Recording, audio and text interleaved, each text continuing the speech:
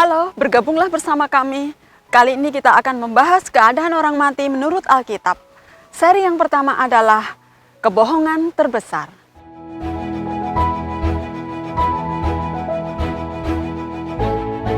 Orang mati, mereka meninggalkan yang dikasihinya, seolah-olah mereka datang kembali dengan kekuatan yang lebih besar.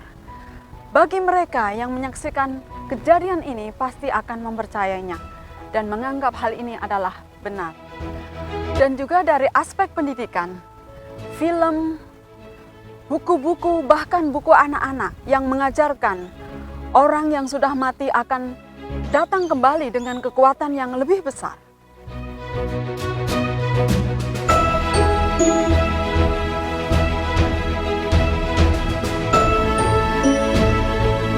Apakah rencana Tuhan orang yang sudah meninggal kemudian gentayangan di udara?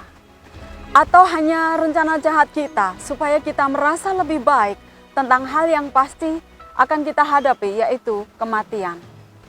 Kalau kita kembali ke kitab Kejadian, Tuhan tidak bermaksud menciptakan kita untuk mati. Kejadian 2 ayat 16 dan 17 dan Kejadian 3, kalau saja Adam dan Hawa tidak melanggar perintah Allah, tidak memakan buah dari pohon pengetahuan tentang yang baik dan yang jahat, maka mereka akan terus mempunyai akses ke pohon kehidupan yang memberikan mereka keabadian.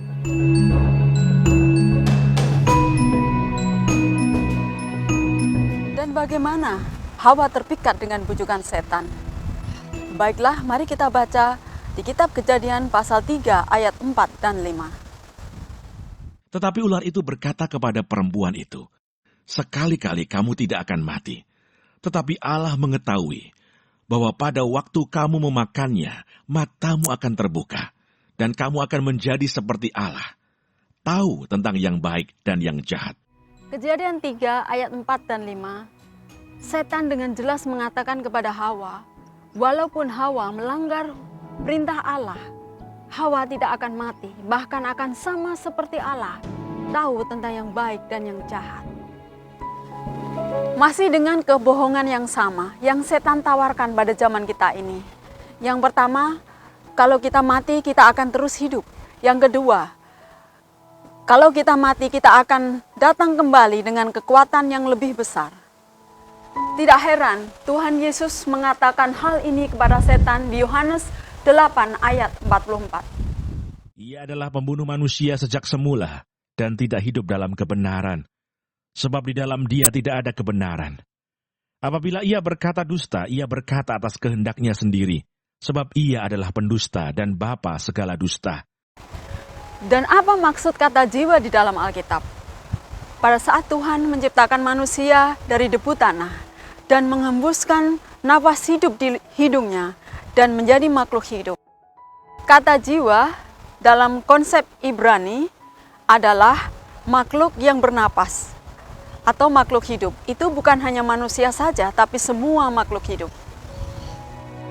Sekarang kita tahu Tuhan Allah mengatakan yang sebenarnya. Pada saat Adam dan Hawa melanggar perintah Allah, mendengarkan bujukan setan, maka umat manusia terkutuk kembali ke debu tanah dari mana mereka berasal. Dan setanlah yang berbohong. Dia mengatakan Adam dan Hawa tidak akan mati walaupun melanggar hukum Allah.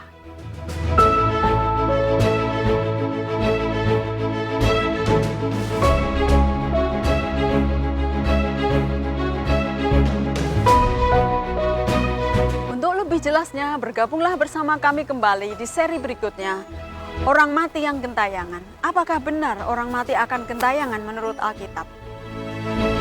Dan ingat, karena sempitlah jalan dan sesaklah pintu yang menuju kepada kehidupan, dan sedikit orang yang mendapatkan.